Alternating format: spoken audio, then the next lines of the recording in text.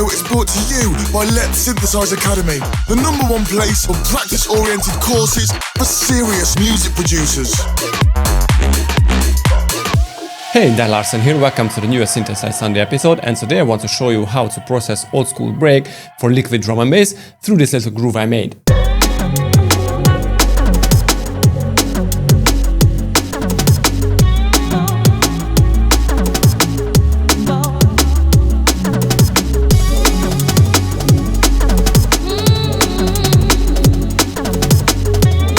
And I use this old school break for the drums.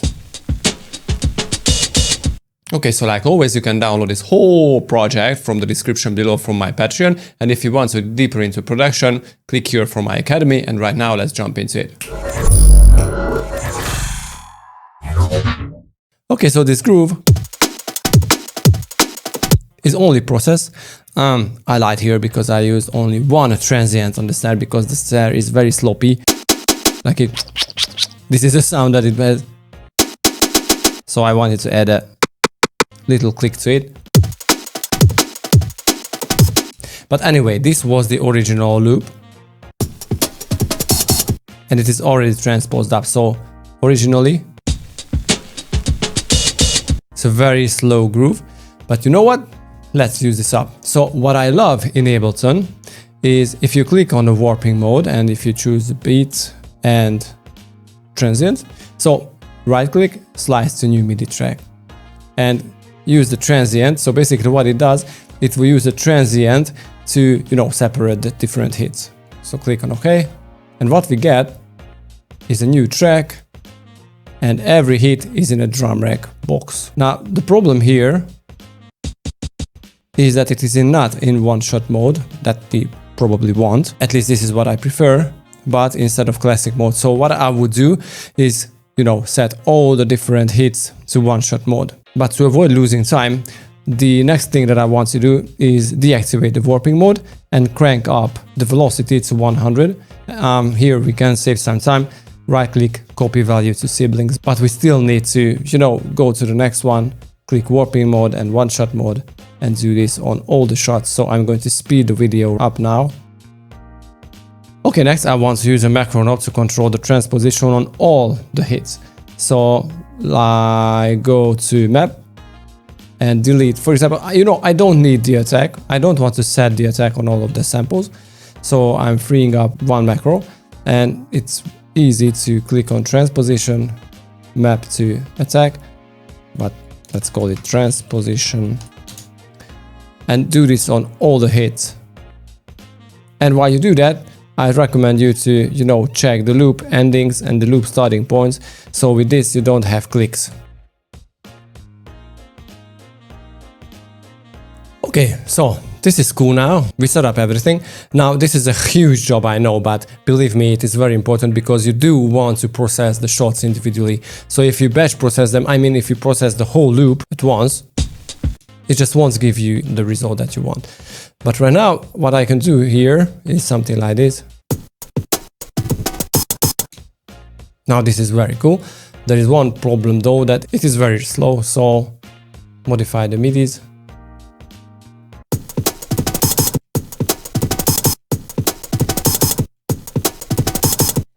Okay, Control A, Control U. So we just quantize the notes. The next thing before I go forward is, I don't need these. So basically right now, let's arrange the groove itself. So the concept is I want to keep one heavy kick drum and one heavy snare drum, and the rest should be the shuffles and the hi-hats. So slice 4 should be the snare, slice 1 is the kick.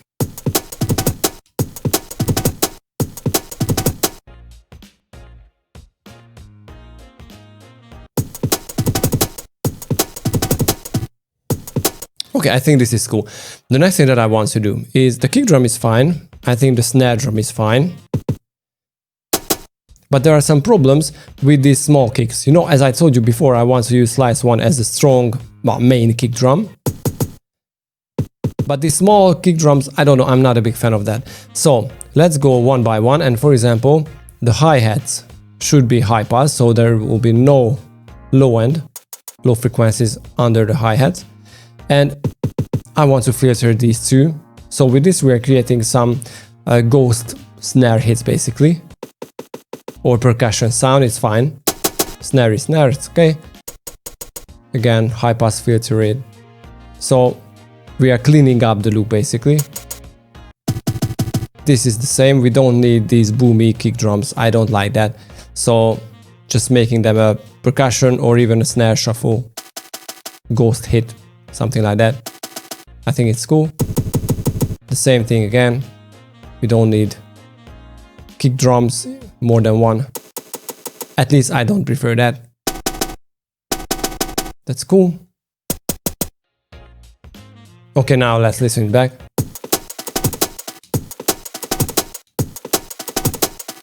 I think it is a lot better.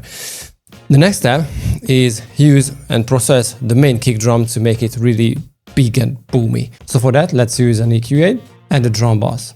So what we are going to do now is add lots of low end and adding some huge compression and transient shaping.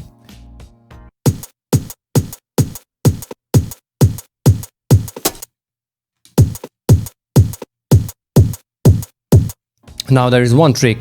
If I want to save space or save room for the kick drum, we can get rid of the unnecessary low end. So as you can see,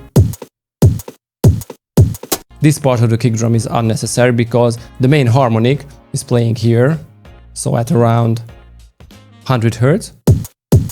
So we don't really need the frequencies below. Let's chop them off.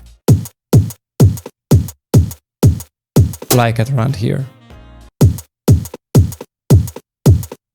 And maybe decrease the boomy sound, you know, the middle bass too. Okay, that's cool. Let's add some transients to the kick.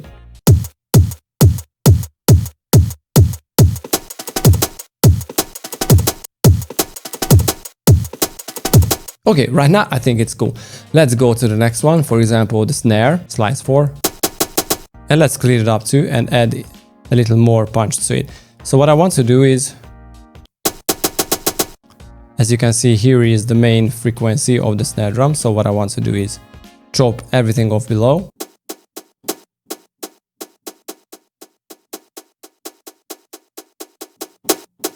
I think it's fine. And another drum bass to add a lot more compression to it. I mean transient to it.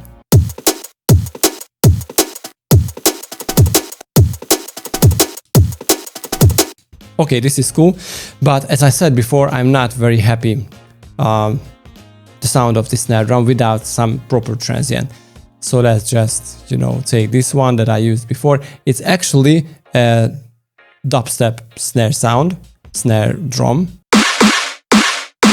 This is how it sounds on itself. Okay, and I only need the transient of that. So this thing is like a click percussion sound. And let's add it to the snare drum.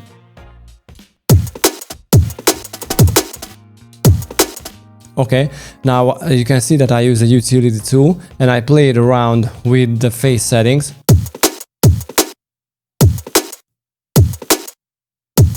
So if I invert the phase on the snare transient, I mean the dubstep snare transient, it's a lot more punchier.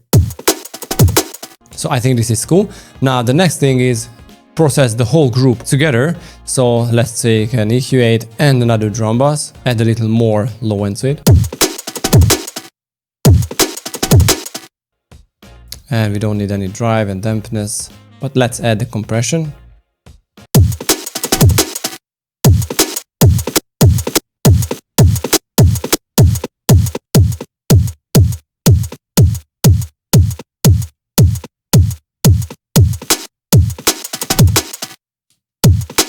Now I pull back the gain on the EQ8 because if I add too much gain to the drum bass, basically we are distorting the sound, but I wanted to add a lot more low end to this whole thing because I felt that the kick drum is still very powerless.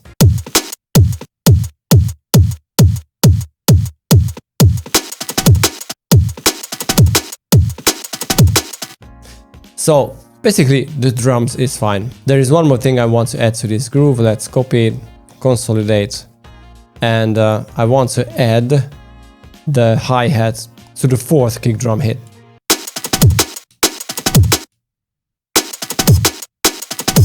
That's it. It's cool.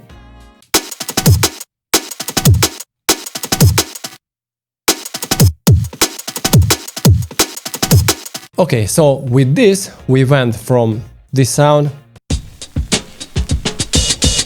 to this thing. It's so cool, it's very, very powerful.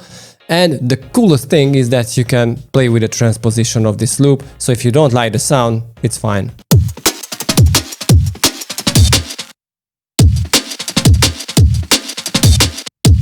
Now obviously, if you change the transposition, you will have to add some slight changes to the kick drum, for example, because, you know, the bass harmonic went down the spectrum, so you need to follow that with the EQ8. And maybe play around with the highs or the group. So right now I feel that the middle highs are a little too much. But if you are after the more dirty sound, I think this is a cool setting for you. Let me see, +4 semitones. I'm not a big fan of that because the kick is too boomy, so I'm just dropping up to 10 and play a little more with the kick drum again.